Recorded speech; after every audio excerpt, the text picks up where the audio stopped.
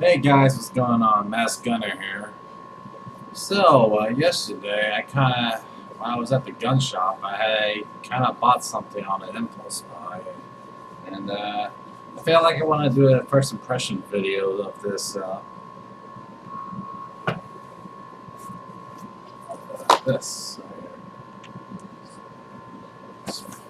Springfield Armory 1911 Defender series. Or just a mil spec. It just looks like the old mil spec guns. Well, I know what I'm gonna say. I'm gonna take that back. I think this is a little better than the mil spec guns because it's got that traditional arch mainspring housing. These well, I don't know. These doesn't look. I want to say these are wood, maybe like a plastic. It feels like plastic, although it looks like wood. And 7-round magazines, so no thrills. Only one of them, by the way. And get this gun, my shop was selling it for $4.99. Can you believe that? For this, which kind of boggles my mind how they're selling this gun at such a low price. I mean, look at that thing. I also tried my I don't know why, but the camera got a little blurry there for some reason. So, yeah. I don't really have too much experience with 1911s. Well, actually, matter of fact, the first gun I ever bought was a 1911. And it was like an old piece of shit Taurus PT 1911, and that thing did not run for shit. I mean, every 2 round would jam, and it's just... So ever since that day, 1911s just kind of left a bad taste in my mouth, and I've stayed away from them for years. Until I realized, hey, since I started learning a little bit more about guns and whatnot, I started to figure out that, hold on a second, call my boss's video. Okay, so sorry about that. Let's see, what was I doing? Oh yeah, talking about my shitty experience with 1911. So yeah, it was just the whole experience left a bad taste in my mouth, so I started cursing 1911s.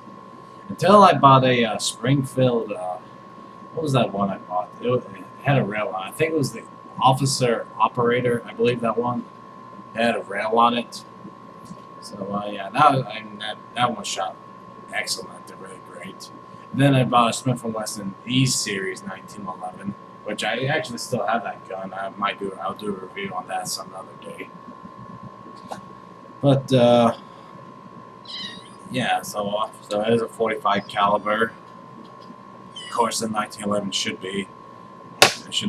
45 or 10 millimeter. That's the only reason why. That's the only caliber you should ever get in 1911. If it's 9 millimeter or 38, not 38, 380, then shame on you.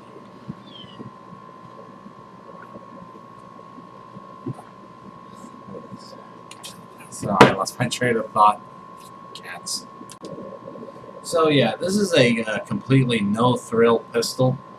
I mean, if you want a classic-looking, like World War II era-looking 1911, I mean, this is probably the way to go. I mean, it feels good in my hand. I always did like that arch mainspring hand. It just feels right in my palm, and I got like medium-sized hands.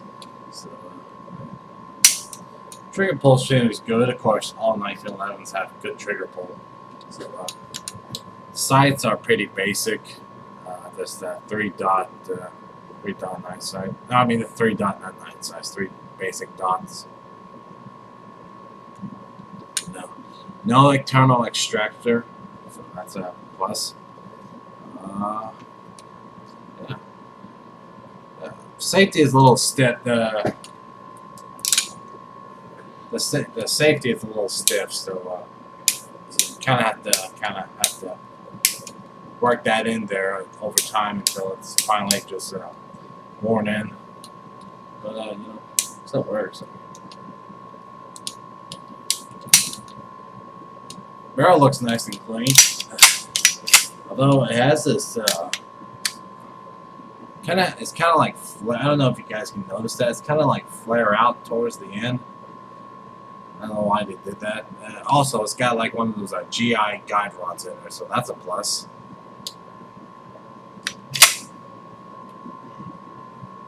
I believe this is based off the 70s series. Don't quote me on that, but yeah.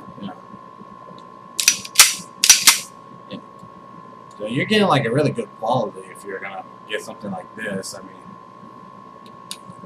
but now I believe the frames are no, actually they are. The frames are made in America, so that's good.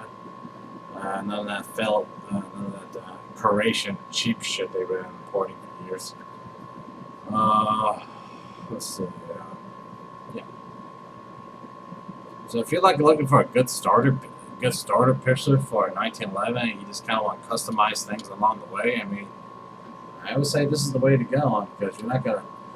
I just got back in the gun range. I put like 200 rounds to this and no jams.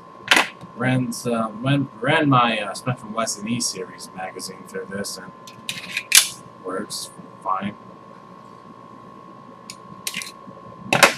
What's this one, hey? It did come in a cardboard box, so I guess that's why. I guess that's partially the reason why it was so cheap. Only one magazine, so.